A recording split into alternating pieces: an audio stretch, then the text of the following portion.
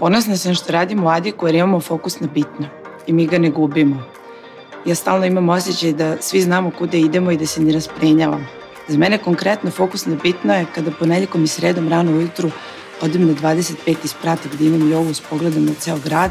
Tu se napunim pozitivnom energijom i kad siđem i pročitam mailove, na njih brzo odgovorim uz jutarnju kafu i napravim plan i prioritete za taj dan. Kad mi tako počne dan, sa lakoćem prođem kroz sve obaveze koje sam isplanirala.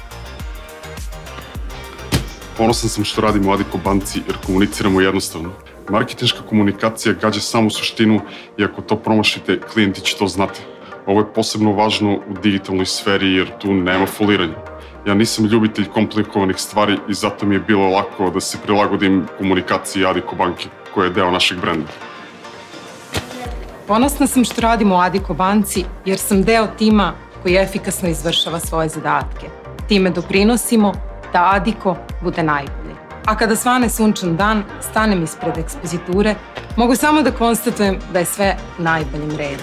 Jedino što mogu jeste da napravim fotografiju i ponosno je okačim na društvenim mrežama. I dobijem 100 lajkova mojih kolega.